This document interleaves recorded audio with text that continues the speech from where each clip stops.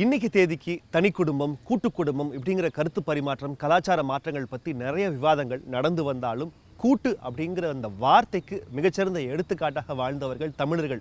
இவர்கள் கூட்டு குடும்பமாக மட்டும் அன்னைக்கு வாழலை. பல நூறு ஆண்டுகளுக்கு முன்னாடி ஒரு கூட்டுக்குழுவாக ஒரு கூட்டு கம்யூனிட்டியாக ஒரு கிராமமாக ஒன்றா சேர்ந்து வாழ்ந்திருக்கிறாங்க. இவங்களுக்குள்ள தான் கலாச்சார மாற்றங்கள் தொடர்புகள் பழக்க வழக்கங்கள் பரிமாற்றங்கள் எல்லாமே நடந்து வந்திருக்குது. இப்படி தான் பல்லாயிரக்கணக்கான ஆண்டுகளாக ஒரு மலைன்னா அந்த மலை கிராமத்தில் அந்த குடும்பம் மட்டும்தான் இருந்திருக்கும், ஒரு 100-200 பேர். அதே போல் தான் இன்னொரு கிராமம் இருந்துச்சுன்னா அங்கேயும் ஒரு 300-400 பேருக்குள்ள தான் தொடர்புகள் உறவு முறைகள் எல்லாமே மாறி வந்திருக்கு. இவ்வளவு சிறப்பு வாய்ந்த தமிழர்களோட பெருமையை பேசுகிற நிகழ்ச்சி தான் இது. வணக்கம் ழா தமிழின் சிறப்பு.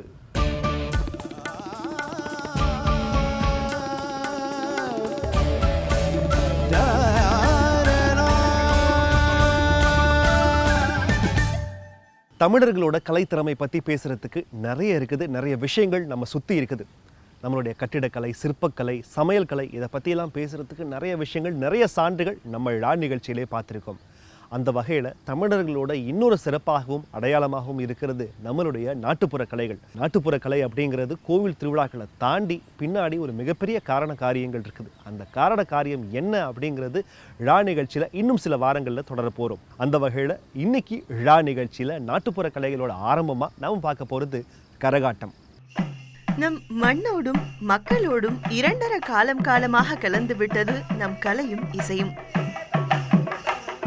இயல், இசை, நாடகம் என்றுதான் காலமாக சொல்லி வருகிறோம். இந்த மூன்றையும் தன்னுள்ளே கொண்டிருப்பது நம் தமிழ் நாட்டுப்புற கலைகள்.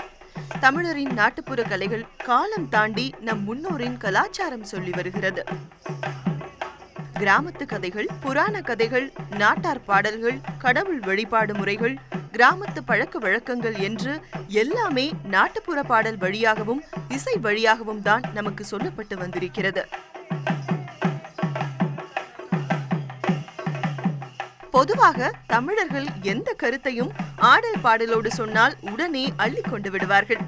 அதனால்தான் நம் தமிழ் சினிமாக்களில் இன்னமும் இசையும் பாடலும் இடம்பெற்றுள்ளது. அப்படி நம் மண்மனம் வளர்க்கும் நாட்டுப்புற கலைகள் ஒவ்வொன்றும் தமிழர்களின் பொக்கிஷம்தான். நம் நாட்டுப்புற இசையில் ஆட்டம், நகைச்சுவை, நையாண்டி, பாட்டு, காதல், சோகம், பிரிவு, இயற்கை, கடவுள், உறவு முறை, வழிபாடு என்று வாழ்வியல் முறை அனைத்திற்கும் நம்மிடம் கலைகள் உள்ளன. அப்படிப்பட்ட நாட்டுப்புற கலைகளில் முக்கியமான கலைதான் கரகாட்டம். காவடி ஆட்டம், கரகாட்டம், ஒயிலாட்டம், தேவராட்டம், சிலம்பாட்டம், கும்மி, கோலாட்டம், ஒப்பாரி என்று பிறப்பு முதல் இறப்பு வரை அனைத்திற்கும் பாட்டும் இசையும் நம்மிடம் உள்ளன. அதில் பல நூறு ஆண்டுகளாக தமிழர்களால் பின்பற்றி வந்த ஒரு ஆட்டம்தான் கரகாட்டம். கரகம் என்றால் தண்ணீர் குடம், ஆட்டம் என்றால் நடனம். தலையில் தண்ணீர் குடம் வைத்து ஆடும் ஒரு ஆட்டம்தான் இந்த கரகாட்டம். இந்த கரகாட்டத்தில் 2 வகைகள் உள்ளன. பொதுவாக இந்த ஆட்டத்தை ஆட்டக்கரகம் மற்றும் சக்தி கரகம் என்று 2 வகையாக சொல்கிறார்கள். சக்தி கரகம் என்பது கடவுளுக்கு நேர்த்திக்கடன் செலுத்தும் வகையில் ஆடப்படும் ஒரு ஆட்டமாகும். தமிழ் கடவுள்களில் மாரியம்மன் என்கிற பெண் கடவுள் கிராமங்களில் மழைக்காகவும் பாதுகாப்புக்காகவும் கும்பிடப்படும் பெண் தெய்வமாகும். கிராம மக்கள் இந்த அம்மன் மீது மிகுந்த பக்தியோடும் பயத்தோடும் தான் நேர்த்திக்கடன்களை செய்வார்கள். விவசாயத்திற்கு வானம் பார்த்து பழகி போன நம் மக்கள் மழைக்காக அவர்கள் பெரிதும் நம்பியிருந்தது இது போன்ற கிராம தெய்வங்களைத்தான். அந்த மாதிரி அந்த மாரியம்மனுக்கு வருடம் தோறும் மழை வேண்டி தலையில் குடம் வைத்து கோவிலுக்கு செல்வதை வழக்கமாக கொண்டிருந்தார்கள். இதுவே பின்னாளில் ஒரு கலையாக உருவெடுத்திருக்கின்றது என்று ஆராய்ச்சியாளர்கள் சொல்கின்றனர். கரகாட்டம்னா மன்னர் காலத்திலேயே தோன்றப்பட்ட ஒரு ஆட்டக்கலை தான். அது மன்னர் காலத்திலே இந்த ஆட்டம் உண்டு. கிராமப்புறத்தில் நிறைய காளியம்மன், மாரியம்மன், இந்த மாதிரி நிறைய அம்மன் திருவிழாக்களில் ஆடக்கூடிய ஒரு ஆட்டக்கலை. கிராமத்து மக்களை பார்த்திங்கன்னா கரகம் எடுத்துகிட்டு போவாங்க. அவங்களுக்கு வேண்டுதலுக்கு தகுந்த மாதிரி பொன் கரகம், பூ கரகம், எலுமிச்சங்க பழம் கோத்திய கரகம், அதே மாதிரி பார்த்திங்கன்னா இந்த கிளி வச்ச பொம்மை வச்ச கரகம், இப்படி நிறைய கரகங்கள் கொண்டு போயிட்டு சாமிக்கு படைப்பாங்க. அப்போ படைக்கும்போது பாட்டு பாடிட்டு நிறைய பேர் கரகம் கொண்டு போவாங்க. ஊரெல்லாம் ஊரில் அந்த கரகத்தை கொண்டு போவாங்க. அப்படி போகும்போது ஒரு பாட்டு பாடுவாங்க. தாயே துரந்தரியே சங்கரியே வாரும் அம்மா இந்நேரம் தாமசமா ஏற்கும் அம்மா உன் சமயம் தாயே துரந்தரியே சங்கரியே வாரும் அம்மா இந்நேரம் தாமசமா ஏற்கும் அம்மா உன் சமயம் 5 கரகம் அம்மா அசைந்தாடும் பூங்கரகம் 8 கரகம் அம்மா எடுத்தாலும் பொன் கரகம் 8 கரகம் அம்மா எடுத்தாலும் பொன் கரகம். இப்படி கரகத்தை பற்றி அம்மன் கிட்ட வேண்டிட்டு பாட்டு பாடிட்டு போகக்கூடிய ஒரு ஆட்டக்காய் தான் கரகம். ஆரம்பத்தில் செம்பில் தண்ணீர் வைத்து அதனை சுற்றி அலங்காரம் செய்து கடவுள் முன் மழை வேண்டி ஆடி வந்தனர். அதனைத் தொடர்ந்து அந்த கரகத்தில் பூக்கரகம், கிளிகரகம் என்று கரகத்தில் பல வகைகள் வந்தன. இந்த கரகங்கள் தலையிலிருந்து விழாமல் கடவுள் முன் ஆடுவது அக்காலங்களில் வேண்டுதலாக இருந்து வந்தது. இந்த ஆட்டத்தை ஆண்களும் பெண்களும் சேர்ந்தும் தனியாகவும் ஆடுகிறார்கள். பார்க்கும் பொதுமக்களை உற்சாகப்படுத்த உருமி மேளம், நாதஸ்வரம், தவில் இசை சேர்க்கப்பட்டது. தலையில் கரகம், அதனுடன் சேர்ந்த இசை கரகாட்டத்தை நாளடைவில் அனைத்து கிராமத்து திருவிழாக்களிலும் பொங்கல், ஆடி பண்டிகைகளிலும் கட்டாயம் இடம்பெற வைத்தது.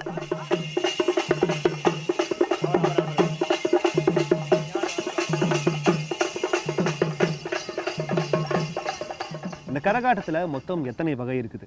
தலையில் தூக்கி வைக்கிற அந்த கரகத்தில் எத்தனை வகை இருக்குது? ஏன் தலையில் தூக்கி வைக்கிறாங்க? கரகாட்டம் தமிழ்நாட்டில் எந்தெந்த இடங்கள்லாம் பிரபலம் அப்படிங்கிற விஷயத்தை பற்றி தான் இப்போ நம்ம பார்க்க போகிறோம் தொடர்ச்சியாக விழா நிகழ்ச்சியில். இந்த கரகாட்டம் அப்படிங்கிறது தனி நடனமா இல்லை குழு நடனமா அப்படின்னு கேட்டால் ரெண்டும் கலந்த கலவைன்னு தான் சொல்ல முடியும். தனியாகவும் ஆடலாம், குழுவாகவும் ஆடலாம், இல்லை 2 பேர் போட்டி போட்டுக்கிட்டும் ஆடலாம். இந்த கரகாட்டத்துக்கும் பரதநாட்டியத்துக்கு இருக்கிற மாதிரி அடவு அப்படிங்கிற சில விதிமுறைகளாக இருக்குது. இப்படி தான் ஆடணும், இந்த மாதிரியான சில பிடிமானங்கள், இப்படியான அசைவுகளுக்குள்ள பேர்லாம் அடவு அப்படின்னு அவங்க பேர் வச்சிருக்கிறாங்க. இந்த கரகம் ஆடும் பொழுது தலையின் மீது உள்ள கிளி அடவுக்கு ஏற்ப அதுவும் ஆடுவது இந்த கலையின் தனி சிறப்பு.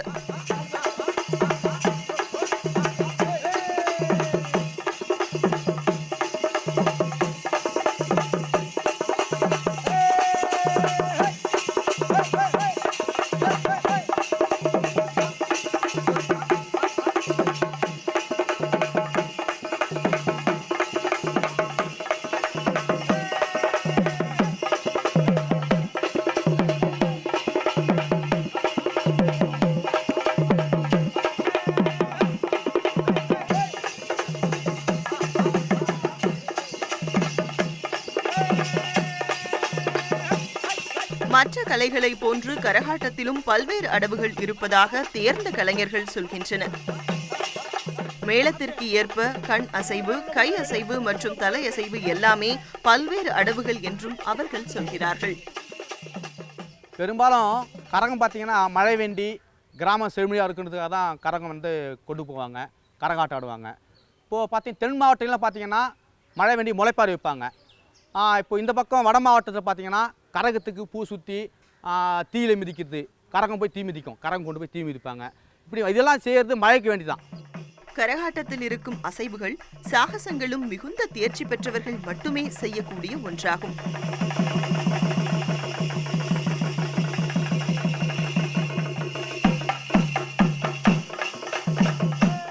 இப்போ கரகம் எடுத்துகிட்டு பார்த்தீங்கன்னா கரகம் எடுத்துகிட்டு பானமல் நிற்பாங்க, கரகம் எடுத்துகிட்டு சைக்கிள் ஓட்டுவாங்க, கரகம் வச்சுட்டு காலை பொட்டு வைக்கிறது, அதே மாதிரி கரகத்தை வச்சுட்டு ஏணி மேலே ஏறுவாங்க, ஏணி மேலே சாகசம் பண்ணுவாங்க, படுத்துப்பாங்க, கரகத்தை சுற்றி தலை மேலே வச்சுட்டு சைக்கிள் ஓட்டுறது, இந்த மாதிரி பல்வேறு சாகசங்களை செய்வாங்க. இதில் காலால் பொட்டு எடுத்து தலையில் வைப்பது, பலகையில் நின்று கொண்டு சமன் செய்வது, ஏணி மீது ஏறி ஆடுவது, ஒரு காலை தூக்கி கொண்டு ஆடுவது என்று பல வகை சாகசங்கள் உள்ளன.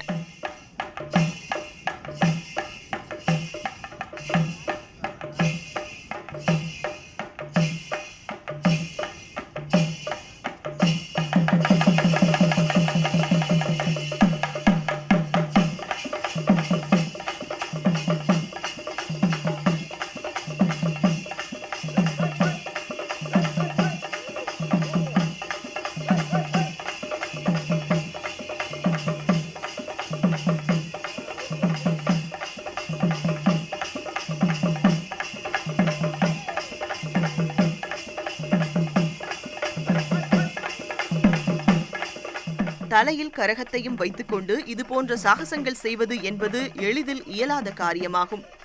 இந்த ஒவ்வொரு சாகசத்துக்கும் பயிற்சி பெற 2-3 மாதங்கள் வரை ஆகும்.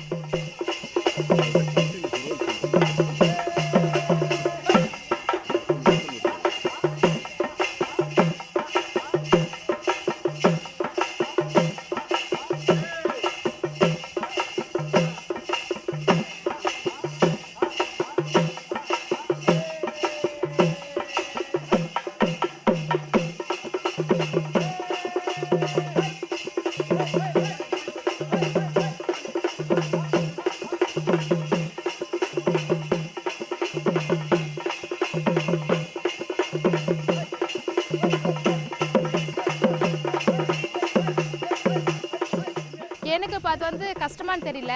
ஒரு இது எங்கள் டீம் மாரி இன்னொரு டீம் வந்து நாங்கள் ஒரு டைம் டெல்லிக்கு ப்ரோக்ராம் பண்ண போனோம். அங்கே வந்து பண்ணாங்க. அது ஒரு 2 டைம் ட்ரை பண்ணி பார்த்தா 3 டைம் வந்து ஸ்டேஜில் இறங்கி அது பண்ணேன்.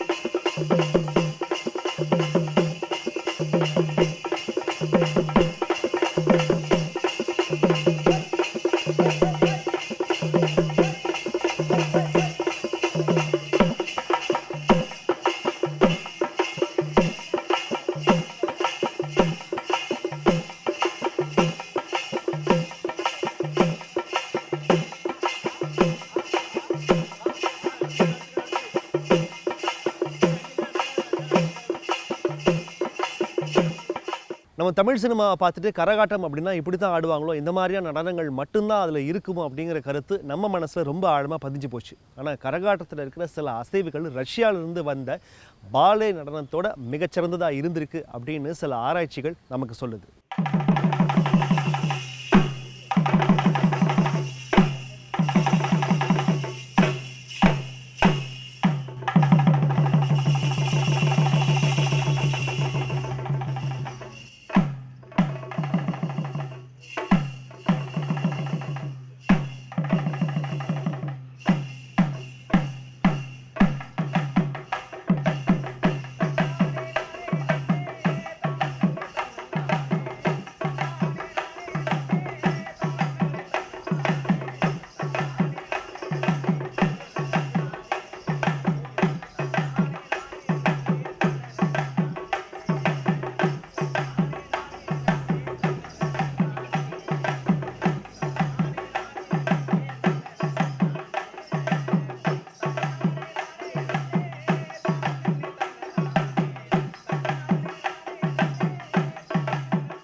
இந்த ஆட்டத்தை ஆடும் பொழுது மனதும் உடலும் மிக சுத்தமாக வைத்திருப்பது என்பது கரக கலைஞர்கள் பின்பற்றி வரும் முறையாகும். ஆனால் கால ஓட்டத்தில் கரகக்கலை தன் பொலிவிழந்து மிகுந்த ஆபாசமிக்க நடனமாக மாறிவிட்டது என்பது வேதனைக்குரிய ஒன்று. கரகாட்டத்தில் வந்து காலாகாலமாக வழியாக வரக்கூடிய குடும்பங்கள் நிறைய இருக்கிறாங்க. அந்த குடும்பத்தெல்லாம் வந்து நடுவழிஞ்சு கிடக்காங்க. அவங்களாம் நம்ம தேடி அவங்கள திருப்பி நம்ம கொண்டு வரணும், கொண்டு வந்து திருப்பி நம்ம புதுப்பிக்கணும். தூசி தட்டி எடுக்க வேண்டிய அவசியம் இருக்குது. கரகாட்டக்காரர்களை நாம் மீண்டும் கண்டெடுத்து மீட்டெடுக்க வேண்டிய அவசியம் என்பது இருக்குது. அது கற்றுக்கிறதும் வந்து சிரமம்தான். ஆனால் கற்றுக்கிட்டா கற்றுக்கலாம்.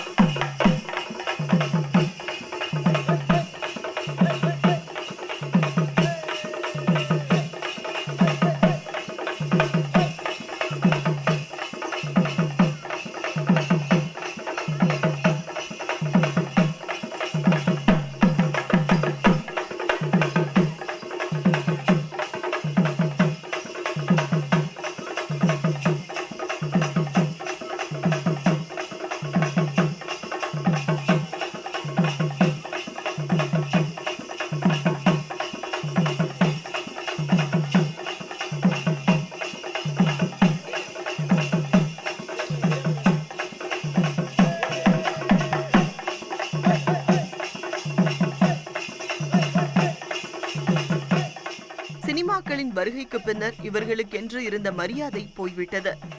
அதனால் தங்கள் பிழைப்பை ஓட்ட எஞ்சியிருந்த கரக கலைஞர்கள் கரகாட்டத்திற்கு என்று இருந்த அனைத்து முறைகளையும் உடைத்து ஆபாசமான அசைவுகளை புகுத்தி கிராமத்து திருவிழாக்களில் ஆட ஆரம்பித்தார்கள். இதனால் தெய்வத்திற்கு நேர்த்திக்கடனாக ஆடி வந்த இந்த ஆட்டம் இன்று கவர்ச்சி ஆட்டமாய் போய்விட்டதை எண்ணி நாம் நிச்சயம் வருத்தப்பட வேண்டும். இப்போ மக்கள் பார்வைக்குன்னா ஒரு சைடும் தப்பாகவும் தெரியும், கரெக்டாகவும் தெரியும். ஆனால் என்னோட பார்வைக்குன்னு பார்த்தோன்னா சினிமா தனி, நாட்டுப்புற கலைகள் தனி. இப்போ அந்த காலத்தில் ரொம்ப அதிகமாக இருந்துச்சு நாட்டுப்புற கலைகள். முக்கியமாக கரகாட்டம்னா முக்கியத்துவம் கொடுப்பாங்க கரகாட்டத்துக்கு. ஆனால் இப்போ இருக்கிற காலகட்டத்தினா அப்போனா பார்த்தீங்கன்னா ஆபாசமான ஆடுவாங்க. ஆனால் இப்போ இப்போ யாரும் அதுமாதிரி அவாய்ட் பண்ணிட்டாங்க, ஆடுறது கிடையாது. இப்போன்னா அப்போ நாட்டுப்புற கலை ரொம்ப அழிஞ்சிருந்துச்சு. ஆனால் இப்போ ரொம்ப வெளிக்கொண்டு வராங்க. இப்போ ரொம்ப அதிகமாக எங்கே கேட்டாலும் தப்பாட்டம், ஒயிலாட்டம், கோலாட்டம் அப்படி தான் இப்போ கொண்டுட்டு வராங்க எல்லாருமே. சரி,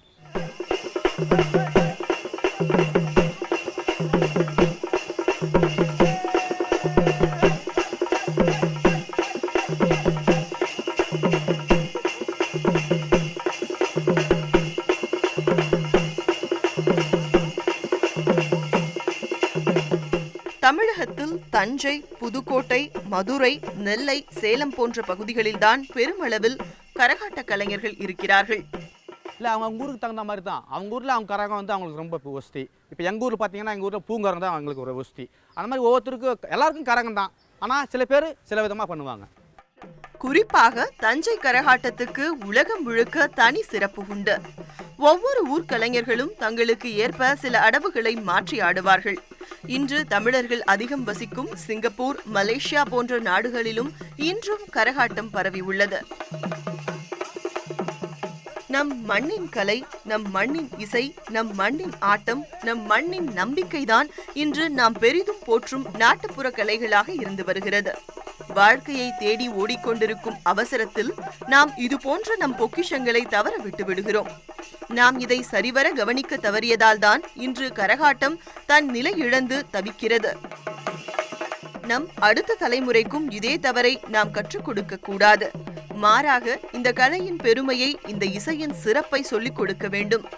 ஆர்வம் உள்ளவர்களுக்கும் இந்த கரகாட்டத்தை சொல்லிக் கொடுக்க வேண்டும். கரகம், அதன் வகைகள், கலைஞர்கள் போன்றவற்றை ஆவணப்படுத்த வேண்டும். இவையெல்லாம் செய்தால்தான் நம் மண்ணின் கலை நம் பெருமை பேசும்.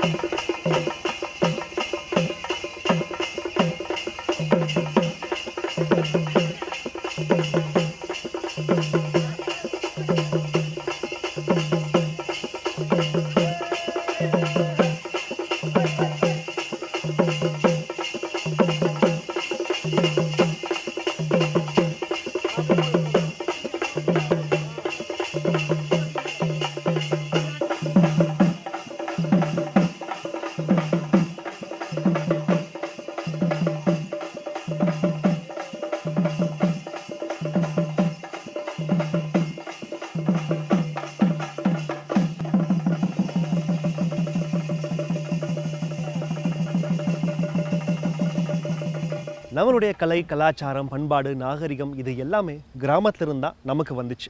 நாமளும் கிராமத்திலிருந்து கொஞ்சம் கொஞ்சமாக இன்றைக்கி நகரத்துக்கு வந்து சேர்ந்துக்கிட்டே இருக்கோம். இன்றைக்கி கிராமங்களில் தான் பெருமளவு நம்மளுடைய அடையாளமான பொக்கிஷமான நாட்டுப்புற கலைகளை கொண்டாடிட்டு இருக்கிறாங்க. ஆனால் நகரத்தில் அதை ஏதோ ஒரு நாளுக்கு மட்டும்தான் ஞாபகம் வச்சுக்கிட்டு மற்ற எல்லா நாளும் மேற்கத்திய நடனங்களுக்கும் மேற்கத்திய இசை பாணிகளுக்கும் நாம் போய்கிட்டு இருக்கோம். அப்படி மறக்கக்கூடாத நம்மளுடைய நாட்டுப்புற கலைகளையும் நம்மளுடைய பெருமைகளையும் மறுபடியும் உங்களுக்கு கொண்டு வந்து சேர்க்கிறது தான் இந்த நிகழ்ச்சியோட நோக்கம். அந்த வகையில் இன்னைக்கு கரகாட்டத்தை பற்றி பார்த்தோம். கரகத்தோட வகைகள், அதனுடைய சிறப்புகள், பெருமைகள் எல்லாமே உங்களுக்கு புதுசாக இருந்திருக்கும். நிச்சயமாக அதை தேடி போனப்போ எனக்கும் புதுசாக இருந்துச்சு. அதே போல் அடுத்த வாரமும் விழா நிகழ்ச்சியில் இன்னும் ஒரு சிறப்பான நாட்டுப்புற கலையை நான் உங்களுக்கு கொண்டு வந்து சேர்க்க போகிறேன். நிகழ்ச்சி பற்றிய கருத்துக்களை நீங்கள் திரையில் பார்க்குற இந்த மின்னஞ்சல் முகவரிக்கோ தொலைபேசி எண்ணுக்கோ நீங்கள் தொடர்பு கொண்டு சொல்லலாம். மீண்டும் அடுத்த வாரம் விழா நிகழ்ச்சியில் தமிழ்நாட்டோட பெருமைகளையும் சிறப்புகளையும் கொண்டு வந்து சேர்க்குறேன். அதுவரை உங்களிடமிருந்து விடைபெற்றுக் கொள்வது இன்று அன்புடன் ராதாமணாலன். வணக்கம்.